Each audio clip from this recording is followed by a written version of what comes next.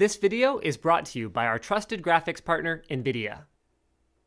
This is going to be a bit of a batch unboxing, so we're going to go as quickly as we can here. We've got the Marauder keyboard, the Banshee headset, as well as the Spectre mouse from Razer. However, these are the new Heart of the Swarm Edition peripherals. So we'll start with the Marauder, which has, according to Razer, elevated keys with optimized travel distance. Okay, so they're going for RTS optimization here. It also has on-the-fly macro recording, which I personally think is great, not having to open up the utility in order to set up any macros that I want to use, as well as, last but not least, their APM lighting system. All three of these peripherals have the APM lighting system, which changes the lighting scheme depending on what kind of actions per minute you're actually putting through it. Now, the only things Razer's really changed with these peripherals is the box art. So you can see the box art is purple, but our keyboard actually shipped by default with a blue color scheme, just like the original Wings of Liberty Marauder. So not much has changed there. The good news, StarCraft players, is that you can change the color scheme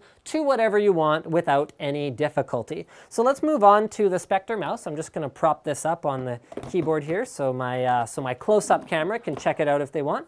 So the Spectre mouse has broad buttons. It's pretty much impossible to miss them. It's got the same APM optimized lighting scheme that can change things around depending on your actions per minute, which I think is cool. Lighting is down the side of the mouse as well as the StarCraft 2 logo on the top. The scroll wheel has 24 individual clicks, which is something Razer started calling out on their mice recently. Apparently more clicks is a good thing, although I mean, if you bound it to something, you wanted to execute actions quickly, that would be a good thing to use it for.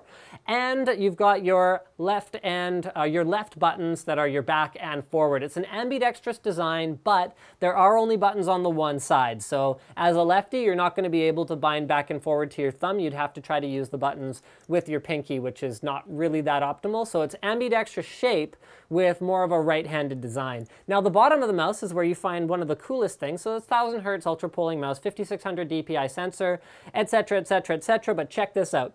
You can actually adjust the click force required for the top two buttons here, the left and the right click. So there's three settings, low, medium, and high. And I think all three of us in the room found the high setting to be a little bit on the high side, but oh, okay, Slick is saying no, he did not. So it was just me and Diesel who found the high setting a little bit high, but this goes to show you how it might be useful to be able to adjust how much force is required for your clicks. Because I've found mice that I like, except that I'm like, oh, this one's basically got a hair trigger on it and I am not able to use it, versus ones that I'm like, oh, this is like way too heavy and I can't really use it. So there you have it. Moving on to the Banshee headset. This is a USB headset, so it does not have an analog option. Part of the reason for that is because it has the lighting scheme built onto it. It needs to be powered in order to function correctly. So there we go. I'm going to go ahead and plug this in and hope that it's gone and lit itself. Ah, yes, there we go. That looks nice.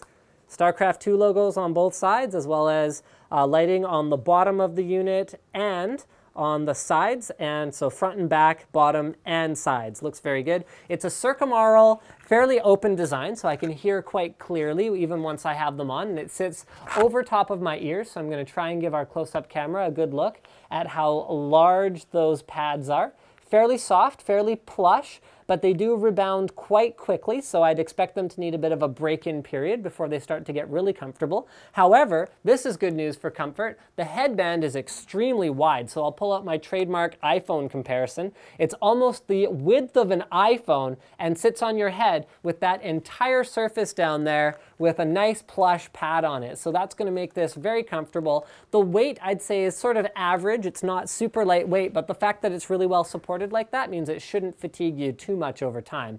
The buttons available on the back are for your microphone, which is detachable, by the way.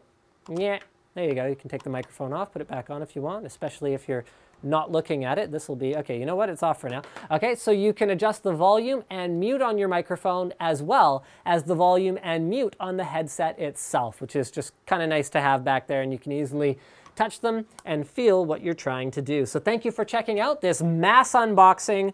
Here, I'll just put this down next to the other one so you can get a nice little shot of what they all look like in the dark. Remember, guys, you can change the color scheme to whatever you want. And I'm just going to cut across that camera, so hopefully whoever's editing this is going to see that. There we go. So that is what they look like all together, and you can make them all the same color within Razer Synapse 2.0, which is their software that allows you to set up profiles for your devices, and then as long as you log into Synapse 2.0, it can take all your profiles with you wherever you happen to be. Thank you for checking out this unboxing and first look. Don't forget to subscribe to Linus Tech Tips for unboxings, reviews, and other computer videos. Thanks for watching. This video was edited on a workstation powered by Kingston Memory.